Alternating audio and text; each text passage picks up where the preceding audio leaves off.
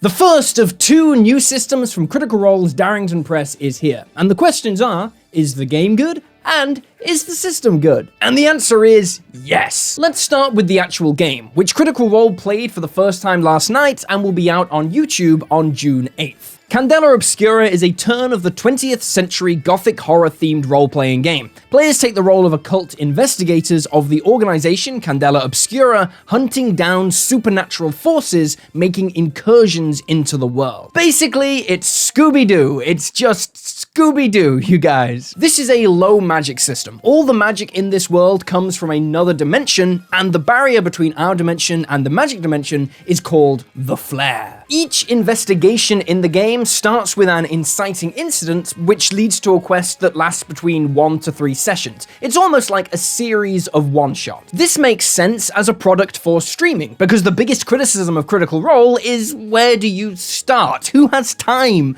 to start? Well, for fans of this show, it doesn't matter. You can drop in for 1 session and then miss a few and drop back in and get a solid adventure in 4 hours. That is the core concept of Candela Obscura. I enjoyed watching it a lot, but how do you actually play? Well, that's where the Illuminated World system comes in, a new system for playing TTRPGs. Firstly, this is not Daggerheart's system, which you might have heard of. This is not the D20 system that's going to be a sort of competitor to D&D. This is a D6 system that will be used for many games, possibly created by other people aside from Critical Role moving forward. Critical Role has a brief introduction video to the system on their channel, but it doesn't cover everything. We're gonna dig deep. This is a full breakdown of Illuminated Worlds, so you can use it to play your own games. Let's dive in after this.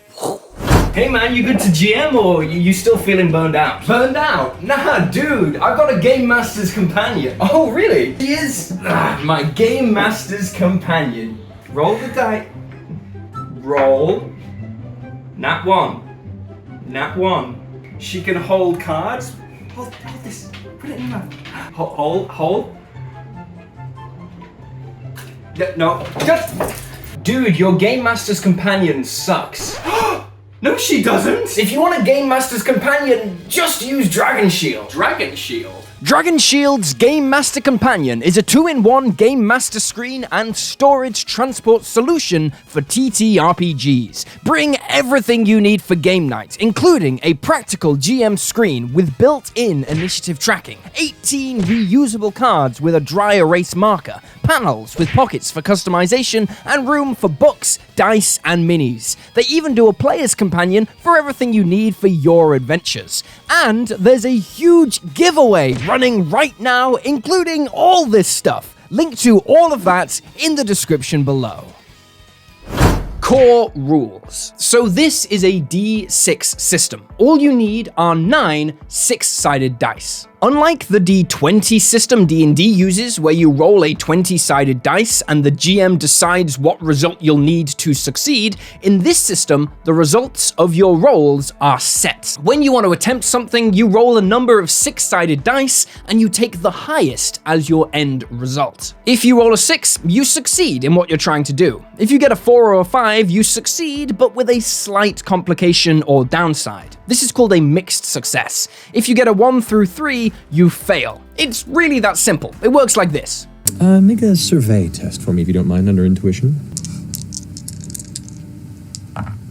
6. 6, success. If you get multiple 6s, that is a critical success. You get what you want, and you get a little bonus. Also, unlike D&D, there are no modifiers here. You never change the number on the dice. They tell the whole story. So now we have 2 questions. What are the actions you can do, and how do you decide how many dice you roll when you attempt an action? There are 9 actions given in the current rules of the game, split into 3 categories. Note, there might be more actions and categories added in the final release. Each action has a rating of 0 to 3, telling you the amount of dice you can roll when attempting that action. So if you have 1 point in an action, you can roll 1d6 when attempting it. If you have no points in an action, you can still attempt that action, but you roll 2d6 and take the lowest as your result. It's basically rolling with disadvantage. You'd like to make a strike?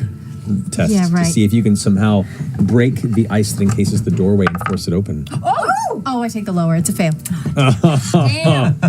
However, you can roll more dice when you take an action using your drive. Drive is a resource you expend and replenish across the game. You can spend 1 drive point to add 1 additional dice to the roll of an action associated with that drive. So you can use your nerve drive to add an extra dice when rolling your move, strike, and control actions. This gives you a higher chance of success. For example, in this clip, Laura uses some drive points to add additional dice to a roll, improving her chance of a success. If you'd like to try and make a sense test to see if you could gather where that residual bleed energy might be leading you. Okay. You could attempt I'm that. going to use some drive.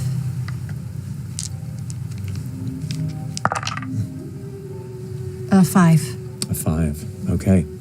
You can spend as many drive points as you like on a roll, assuming you have the points to spare, but you can never roll more than 6 dice at a time. You also have a maximum amount of drive points. That's these squares here at the bottom. You can't ever have more drive than these squares show. So on this character sheet, at full power, you can only have 2 nerve drive, 3 cunning drive, and 4 intuition drive. When you use a drive point, you rub out this top part to show that that point's been used, and you can't use it again until it's replenished. You leave the bottom part there to show how much your maximum is. You can also help out your allies on their rolls using 1 point of your drive, but you can only ever add 1d6 when helping this way. Okay, now we just need to talk about how you can regain the drive that you've spent. And that means we need to talk about gilded rolls. So you have 9 6-sided dice in this game. 6 of them are normal, and 3 of them are gilded. This just means they need to look different somehow so you can tell them apart. Now, whenever you take an action that is gilded, which you can see because it's got this little diamond filled in next to the action, you replace one of the dice you roll with one of your gilded dice. Then, when you roll, you can choose to take the result on your gilded die, even if it's not the highest dice that you've rolled. If you do take that roll, you regain 1 drive point. Mechanically, this means you are encouraged to attempt your actions that are gilded as often as you can. That's because you want to be replenishing your drive as often as possible in order to build up your reserves and roll more dice.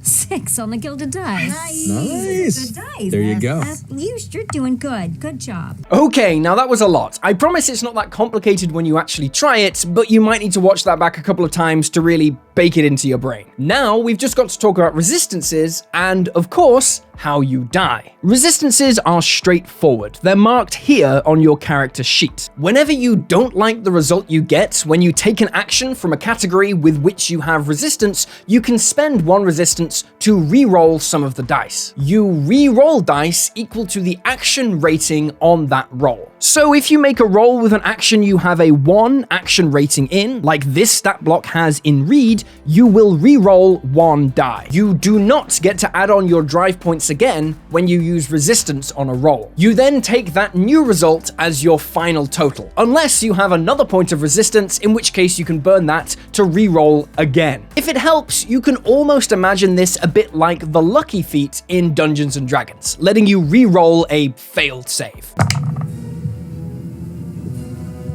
They're all 1s. Can you use a resistance? Can you roll again? Yes, I can. Yes, I can. Yes, I can. Yes. Oh, yes. Here's the thing. So how many points do you have in that? In survey. 1. So you get 1 dice to roll on this. Roll. Interestingly, the booklet that gives all the rules doesn't have any information on how you regain spent resistances, but that might be an error. In the live play of the game, Matt Mercer confirms how you get back resistances in the playthrough, and we'll get to that in a second. But first, how do you fight and how do you die? Well, for a start, this isn't really a fighting game. Yes, you will encounter monsters, but the focus is on exploration and investigation. When you take actions, the GM narrates what happens based on the results of your roll. So a success might mean that you hit an enemy, and a failure might mean that they hit you. Note that the enemies aren't taking any actions here. The enemies aren't rolling dice to hit you. There is no initiative system. You have 3 areas where you can take damage: brain,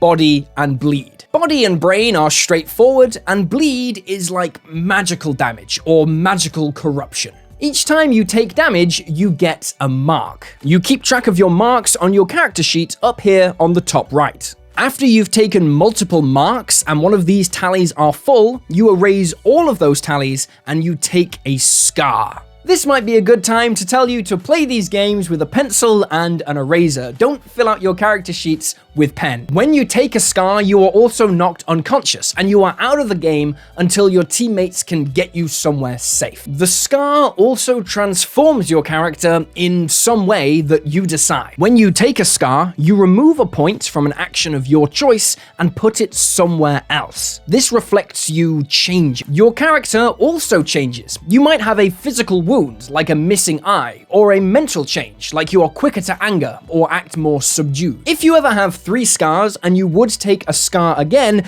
it's game over. Your character is fully incapacitated or dead, and you have to make a new one. Okay, we are nearly done. There's just a couple of extra things to talk about. Firstly, you get gear in this game which can help you. Easy. Also, you have abilities listed here on your character sheet, which can also help you.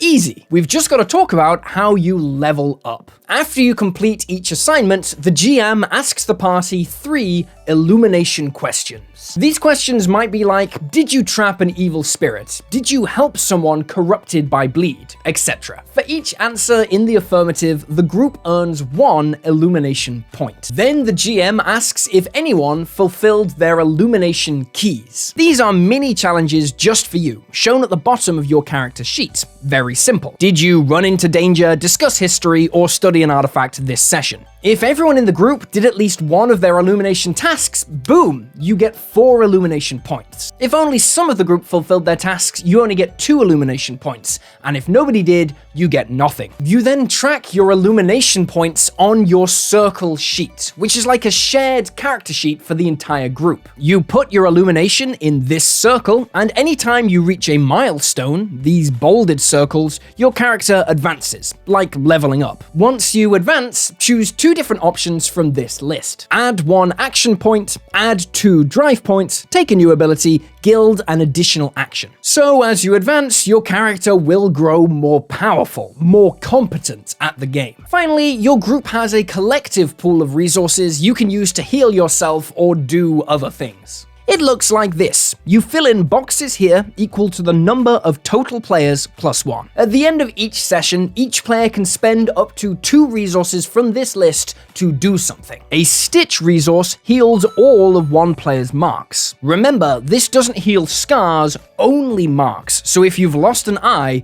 it's gone. Refresh refills one player's drives, and although it doesn't say so in the rules yet, also it refills their resistances according to Matt Mercer in-game. Train gives you 1 bonus die that you can use on any roll next session. It's sort of like a point of inspiration in D&D. These shared resources are only refilled when you complete your illumination circle. At that point, the circle resets and you get all your resources back. And finally, your group has a collective ability. It's shown on the bottom left of your circle sheet. You get a new ability every time you complete an illumination circle, basically representing your group getting more powerful. Okay, time for a warning. These rules are designed for a very heavy roleplay focused game. If you treat this like D&D and you have everyone in the group rolling multiple dice all the time, you are gonna wipe the party very fast. For reference, in the first game of Critical Role, somebody rolled on average about once every 5 minutes. Obviously, in high action moments, you're gonna roll a lot more, but it's still way less than D&D. But I think that's a good thing. Lots of rolls slow games down. This is all action. But the biggest upside is that this is a simple system. I know it might not feel like it right now, because you've just learned. But honestly, this is something you could get a total noob up and playing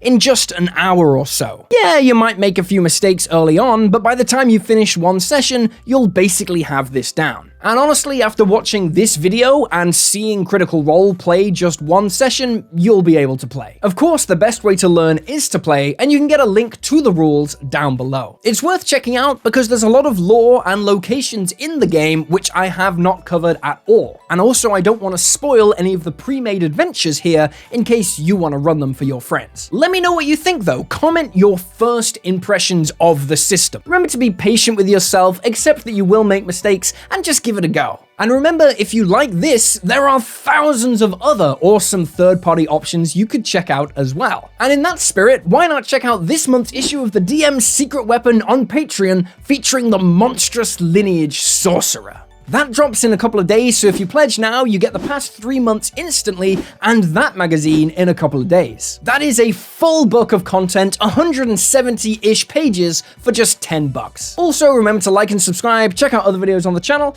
and yeah, enjoy the game. See you next time.